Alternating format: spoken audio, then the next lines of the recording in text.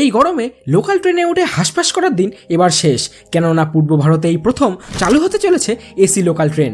আগে হ্যাঁ, মুম্বাইয়ের পর এবার শিয়ালদা ডিভিশনও পেতে চলেছে 2টি এসি লোকাল ট্রেন।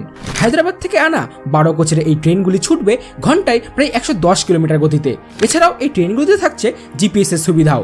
এক একটি ট্রেন প্রায় 5280 জন যাত্রী বহনে সক্ষম এবং মালপত্র রাখার জায়গাও সাধারণ ট্রেনগুলির তুলনায় 3 গুণ বেশি। আর এই ট্রেনগুলিতে থাকবে স্বয়ংক্রিয় দরজা, যা কাজ করবে একদম মেট্রো রেলের মতো। অর্থাৎ স্টেশনে ট্রেন দাঁড়ালেই দরজা খুলবে আর ট্রেন ছাড়ার আগেই দরজা বন্ধ হয়ে যাবে। এতে বহু দুর্ঘটনা এড়ানো সম্ভব হবে। আর এই দুটি ট্রেনের মধ্যে একটি ট্রেন চলবে শিয়ালদা থেকে শান্তিপুর হয়ে কৃষ্ণনগর পর্যন্ত, আর অন্য ট্রেনটি কোথায় যাবে তা এখনও জানা সম্ভব হয়নি।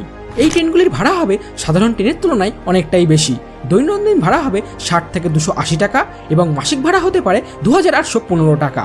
এখন প্রশ্ন হলো, যে মানুষগুলো 5-10 টাকার টিকিটও না কেটেই ট্রেনে যাতায়াত করে, তারা কি আদৌ এত টাকার টিকিট কেটে এই ট্রেনে চাপবেন?